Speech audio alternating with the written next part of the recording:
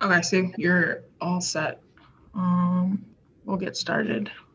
Okay. All right. I want to thank all media for joining Super Bowl 55 media availability with Buccaneers defensive lineman Ndamukong Suh. We'll get started with the first question from Jeffrey Arnold. Okay. And Ndamukong, this is Jeffrey Arnold from the Oregonian, Portland, Oregon. Just want to take you back real quick to your high school days with the Grant Generals. Mm-hmm. And you played for them. I don't know if you know that Mike Rimmers with the Chiefs played for Jesuit around the same time. Did not know that. And but what was your back in those days playing in Northeast Portland, your impressions of Jesuit and their reputation at that time? Yeah, Jesuit was obviously known, from my recollection, as just a powerhouse when it came to sports. I remember playing them in basketball against the Tarver brothers. I don't know if I played against them in football, but they were always vying for the state championship. So prestigious private school. I actually considered it them in Central Catholic when, I don't know if you remember back in the day, that athletics at PIL schools may have been taken away. So I was looking at both of those schools. I think it would have been maybe my sophomore year or junior year of high school. So know Jesuit real well, and I've actually gone there a couple times post my high school career and visited because one of my close friends was the head of security there and whatnot. Thank you. Next, we'll go to Jason Leisure. And Ndamukong, there seems to be an incredible difference between how you are on the field and kind of when you get into the middle of some of the nastiness of the game and how you are away from the game, the way that you talk and the things that you're interested in. Do you think that you are misunderstood by most people? I think I would pose it in a different ways rather than saying misunderstood. I think a lot of people haven't taken the time to get to know me, and the people that have been, for lack of better words, blown away of the diversity and the ability that I have to wear multiple different caps and be well versed. So from my perspective, a lot of people know me from a physical, hardworking, blue collar football player that has gotten a lot of attention throughout his years, mostly positive, some negative. And so for really a lot of my, I guess, private life out off the football field, I love to expand myself and challenge myself. And I've been able to have great mentors, which a lot of people have wanted to write articles on. But at the same time, I also keep very private in another notion of people not knowing me.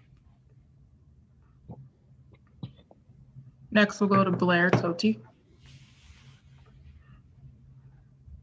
Hi, first of all, congratulations on making it to the Super Bowl. Thank you. You've had a really amazing athletic career. I mean, beginning in high school, playing, football, basketball, doing track, doing all types of things. You actually won the Lombardi Award in 2009. Now, what would it mean for you to win a Lombardi trophy this year?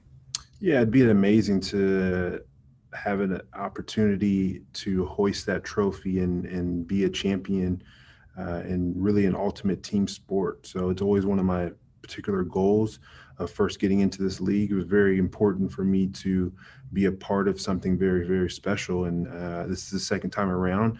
And I look forward to having the opportunity to closing that out because I've been very blessed to be able to have an individual career that has many accolades. But ultimate goal is to have the team accolade, and that's the Lombardi trophy. Next, we'll go to Benjamin Hoffman. Hi. So you, Jason Pierre-Paul, and Shaq Barrett, you've all played in a Super Bowl before. Mm-hmm. But you've also, you've each had some moments of adversity too, where there's a team moving on from you, or in Jason's case, some serious injuries. What, as a player, do you learn more from those good times, or do you learn more from the hard times? And as a leader of a team, which do you sort of translate more to the younger players? Which is something you'd talk about more? Yeah, I think you learn a lot, whether you're an athlete or just an individual, from heartache and tough times.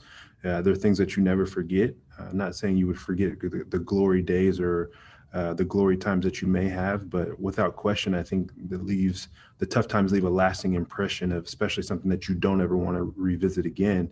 And speaking to you, your second question of expressing your experiences and your time with the younger teammates and really underclassmen and rookies, for lack of better words. Yeah, I would say you tell them about the good times, but also just kind of the progress and the way you got to where you are in reaching your success. So that's through hard work and some tough times that you've had to deal with. And like you said, teams that have chosen to move on from you, whether it's me being cut for the first time from Miami, or the first time when Detroit decided not to sign me back. So all those things play a part to your success. And I've always believed no matter what, everything happens for a reason, and I'm where I'm supposed to be. And I'm excited about where I'm at. I've been afforded a lot of good things, and it all comes together. Next, we'll go to Nate Davis. Hey, Ndamukong. I'm going to ask you a Brady question just because I'm wondering about your perspective. I mean, you were competing against him in the AFC East for a while, and then, of course, 2 years ago with the Rams, and now his teammate. Aside from the rings and the stats and all that, like what is it that makes this guy so special? Maybe how has your perspective on him changed now being a teammate of his? Yeah, I think the biggest thing that makes him special is just his ability to kind of have that humble beginnings mantra that he always has and carries himself. He carries himself in a very humble manner and is relatable to the most well-known guy on the team, which is himself, but then also at the same time, a guy that may not have any recollection or really just outspoken or known on the team. And so being able to spread your ability across the team, I think that's something very special that he's able to do. And then also he's still teaching, still learning and finding ways, and still being able to absorb things himself as the game is always evolving and he's always changing and wanting to be the best. So that competitive edge as well. Next, we'll go to Courtney Smith. Hi, how are you doing? I am good. Yourself? Pretty good. So with it being Black History Month and then everything that, we went through this summer with the Black Lives Matter movement, I was wondering if there was any music or any specific artists that, motivated you during that time to get out there in the community. Any songs that, just had a really great message that you found yourself, you and your friends, or you and your teammates listening to draw motivation. Yeah, I think J. Cole is probably one of my favorite artists, and he speaks a lot to that, especially one of his recent albums. I'm drawing a blank on the album right now, but there's just different songs that he has that speak to just kind of generational wealth and people, rather than throwing money and doing things of that nature, just kind of educate and teach yourself about taxes and learning those different particular pieces. And so for me, I would say J. Cole, but just in general, I think I'm naturally drawn that way to find ways and educate myself to just be better, as well as pass that down to the younger generation. Next, we'll go to Cameron Buford.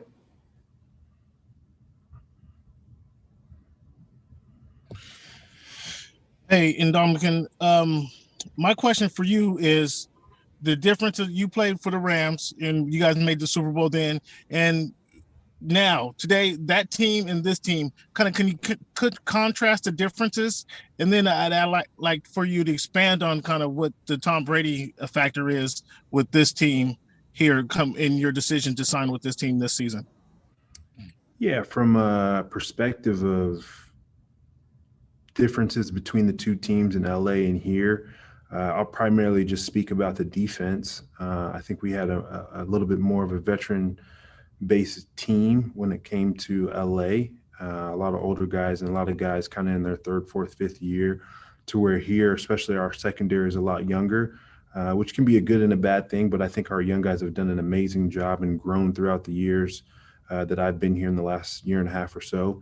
And really just some of our rookies that have really stepped up, especially even being in a pandemic year, and really haven't made any excuses and found ways to help this team and this defense get to where we want to be, which is obviously in the Super Bowl and a chance to win it.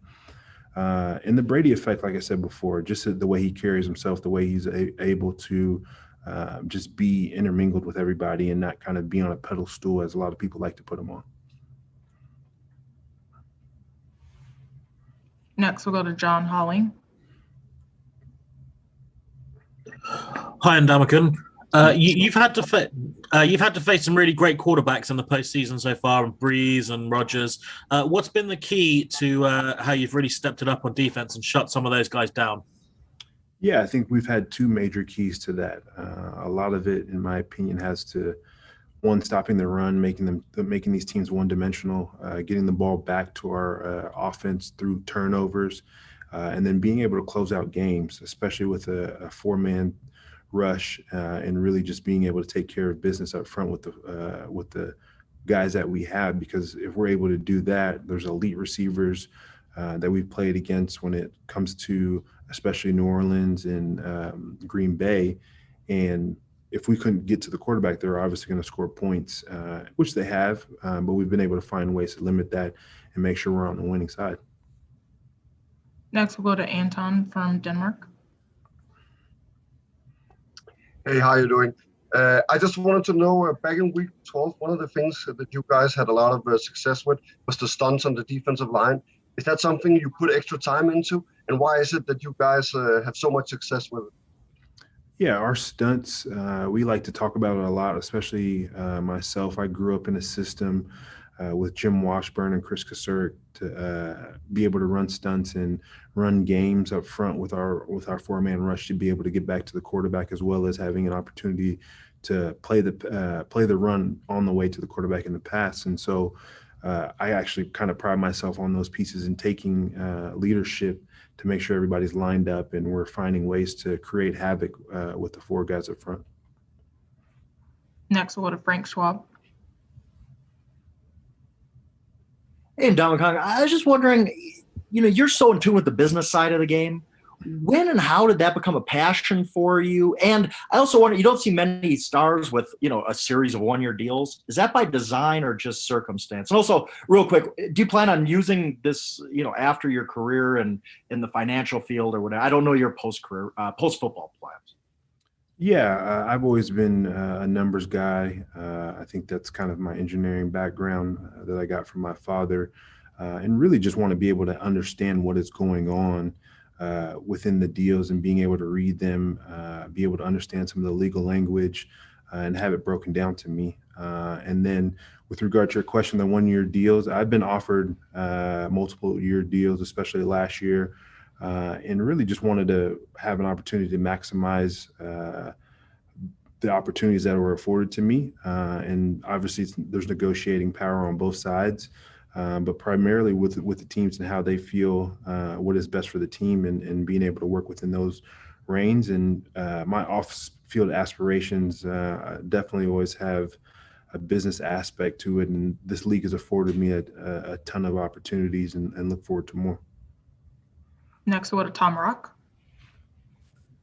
Ndamukong, I was wondering if you've ever sort of looked around at this team and realized how many people have come to Tampa Bay and have been able to sort of rehabilitate their reputation in the league. You look at Fournette, you look at AB, that they came from other teams where they had some turbulent times. You yourself had to, had a reputation, I think, early in your career that you've been able to eclipse. What's led to that, and does it help that there are a lot of people like that on this team? Yeah, I'm not sure with regard to the aspect of reputation and revitalizing anything. I would say we have a collectively good group here, and it's led by our coach BA. And just the way he wants our team to be and really just allows us to all be accountable at the same time, to have ownership within this team and not just say, hey, this is the way you got to do things. It's more of a collaborative effect where a lot of coaches kind of are just going to be like, this is the way or kind of get out and whatnot. So he sets boundaries and rules, and we're able to move within those as grown men. Next, we'll go to John with the Toronto Sun. Hi, Ndamukong. you're going against a offensive line this week that's patchwork. They're moving their right tackle, their left tackle. They've had injuries all year.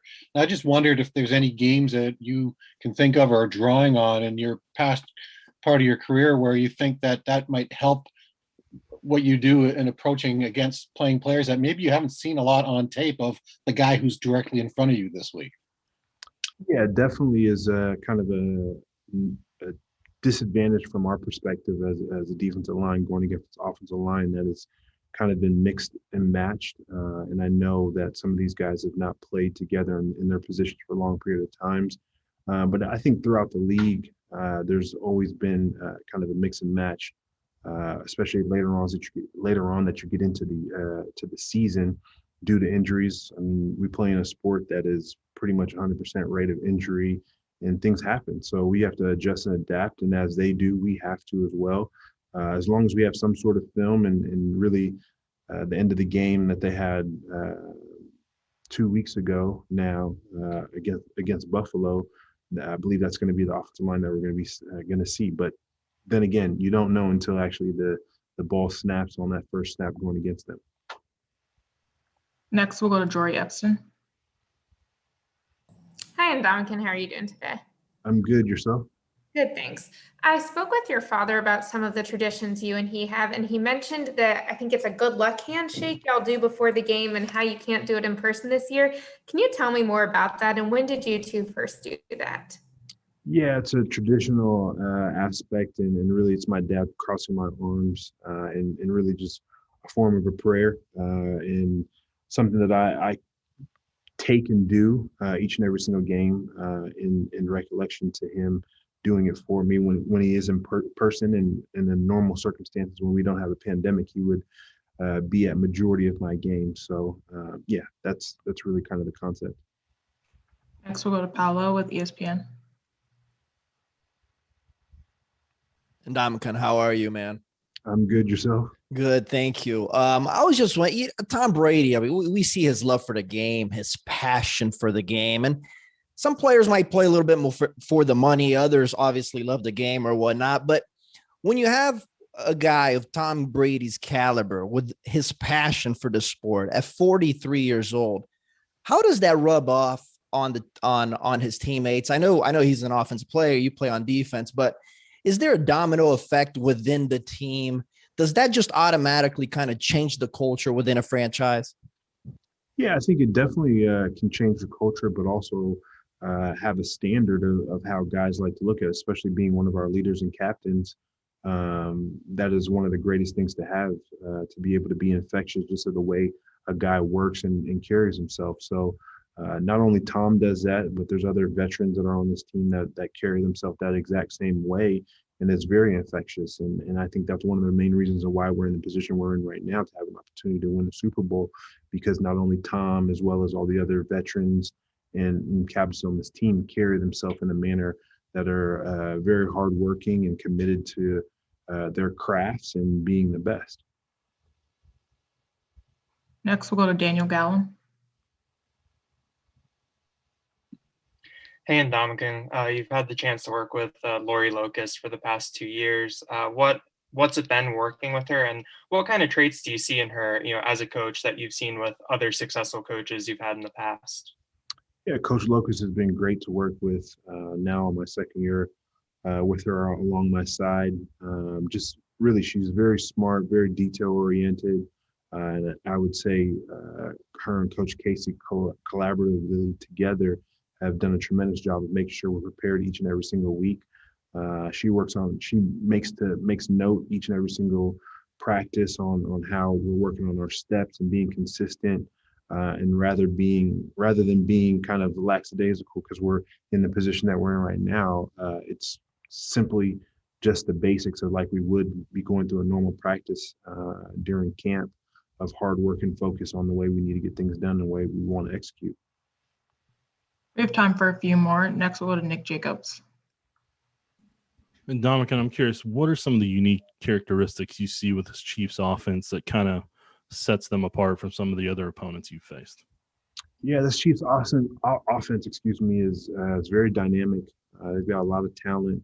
and a lot of speed, as well as they have a lot of misdirections and trick plays within their overall scheme. They like to run the ball, and they have an opportunity to be able to get downhill as well as get to the edge with their speed that they have on the team, and have an amazing quarterback that's able to affect you. They have some speed option within their offense as well. And really the RPOs are very difficult to go against because they got you going one way, and then obviously they can pass the ball or run the ball. So a lot of things you have to be aware of in being able to play against them. Next, we'll go to Matt Birch.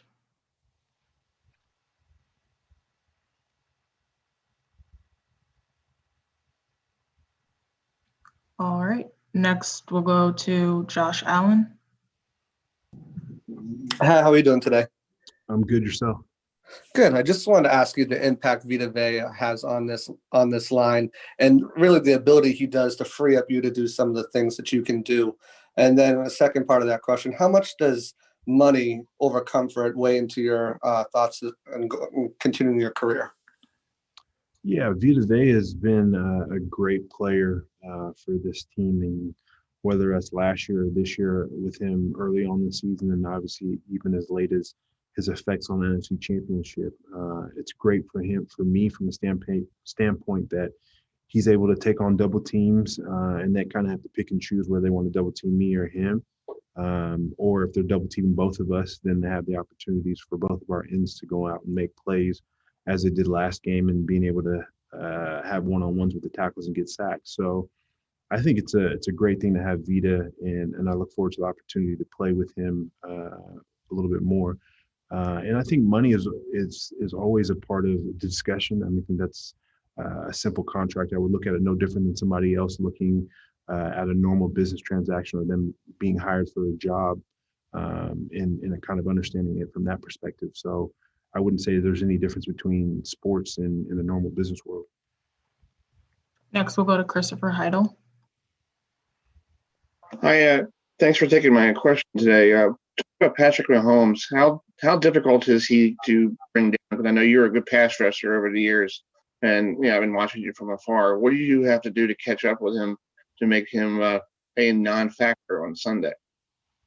I think it's going to be very difficult for him to be a non-factor, and we understand he's very, very talented. He has good speed, good change of direction, is able to throw both sides of the ball, whether it's rolling out to his right or to his left. So for us, it's really just being in his face and not allowing him to escape.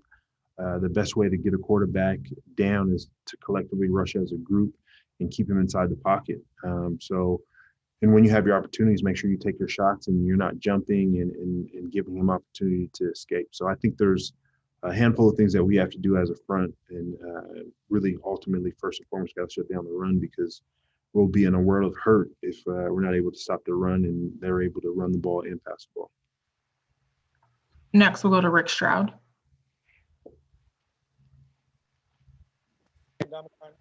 When you play in the postseason, you've always upped your game, right? You did that with the Rams, and certain guys can do that. We saw it a little bit with Shaq Barrett. What does it take for, when you watch what Shaq was able to do? What is that element that allows guys to elevate like that? What do you think it is about Shaq that permits him to do that?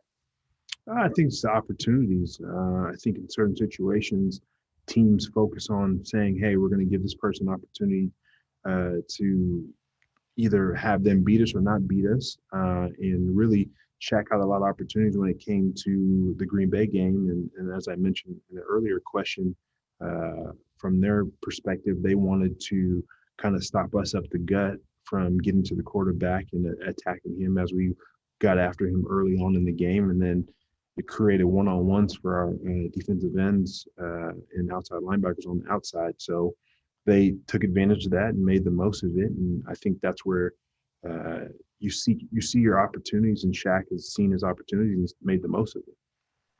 Last question will come from Alec Lace.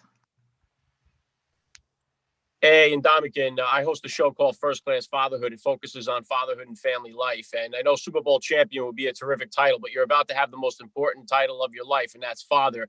What's been the best piece of advice you've gotten about becoming a dad, maybe from your dad or anybody else? And what are you excited most about being a dad?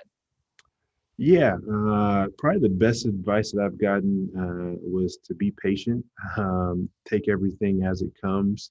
It's going to be definitely life changing. And for me, I'm excited just to be able to see them come into the world. We're having twins, so double the trouble, which will be very interesting. And really, my wife and I are just excited about the opportunities, the next chapter of our lives, and I want to make sure I'm in their lives as much as possible as my father was. All right, that's all we have time for. Appreciate you taking time, Sue. Thank you.